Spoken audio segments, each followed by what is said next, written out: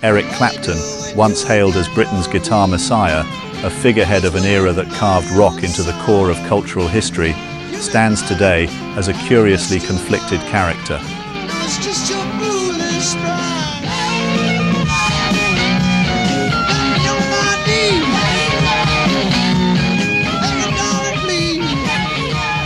Clapton, the man who mastered the six-string like few before him, wielded his guitar not merely as an instrument, but as a weapon, a tool for transcendence. Yet, as with many rock icons who've survived the churn of decades, Clapton's legacy isn't as neatly etched in glory as it once was. His personal beliefs, the headlines that increasingly swirl around him, have muddied his reputation in ways that prompt us to question what it is we owe our heroes, and if, in truth, we need to hold them in such reverence at all.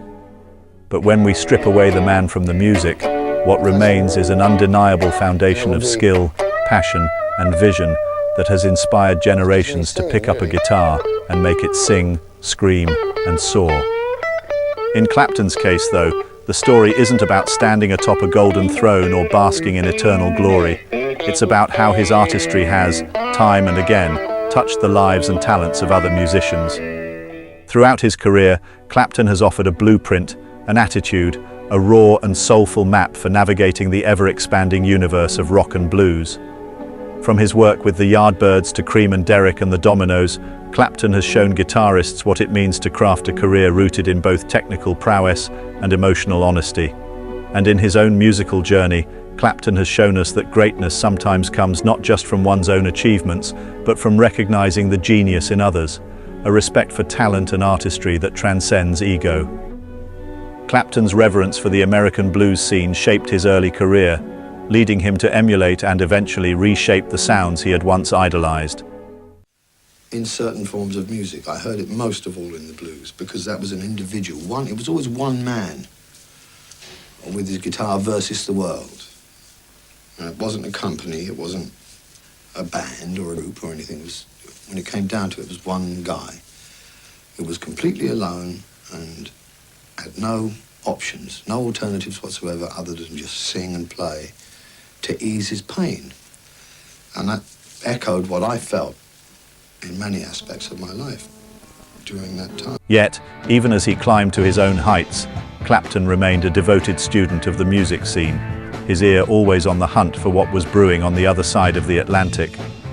It was during this time of searching, this pursuit of something truly great, that he stumbled upon the playing of a young, largely unknown guitarist named Duane Allman.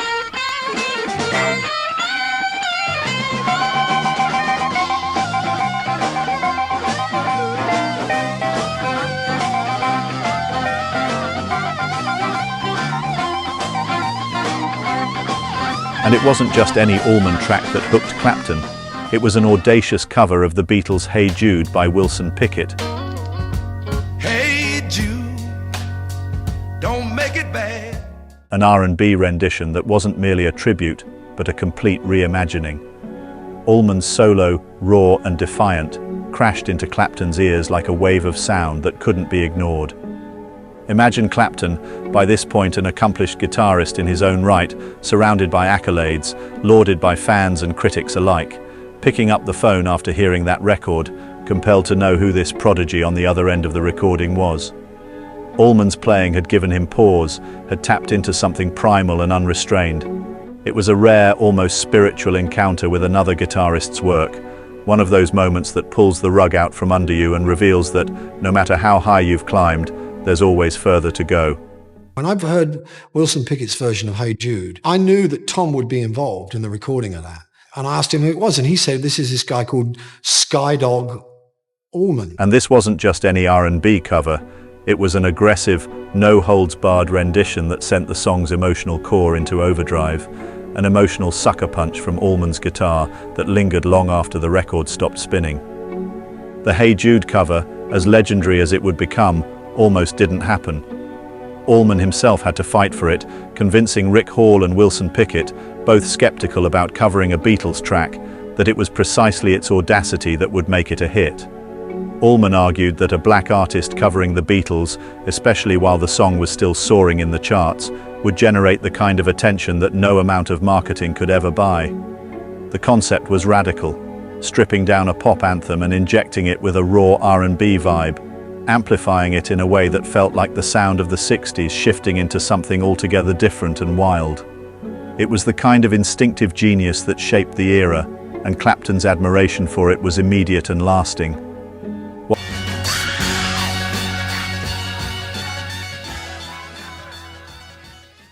Clapton took Allman's work to heart, carrying it with him, letting it fuel his own creative instincts. The encounter with Allman would lead to one of rock's most cherished collaborations, a fateful meeting that would birth Layla, a song so emotionally charged it has reverberated through music history with all the force of a supernova. I said, Eric, Duane Allman was on the phone. He and the brothers are playing here tomorrow, and he was hoping he could come by. And Eric looked at me. He said, you mean the chap who played on the back end of the Wilson Pickett Hey Jude record, and he plays me Duane's solo?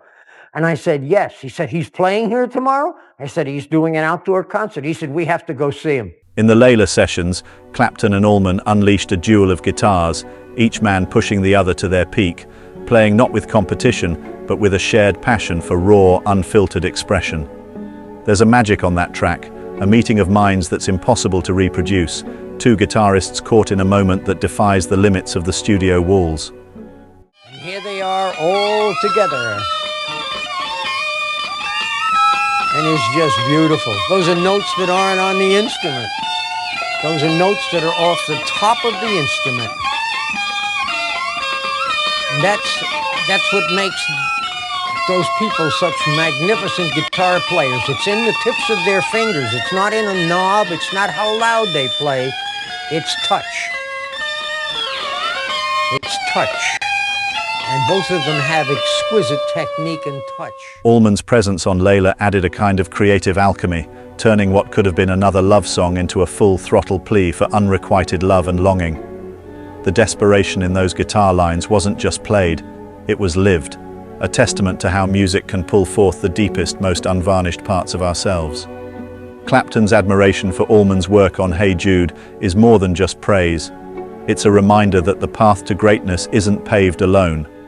It's a journey marked by those moments of encounter, those brief yet potent flashes of recognition in another's work that remind us why we create at all.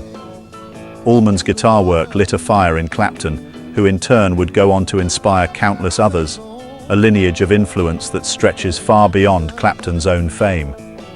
And even today, as Clapton's personal controversies continue to swirl, his love for Allman's playing stands as a testament to the power of genuine admiration, a reminder of the moments when art transcends the artist and becomes something more, something universal.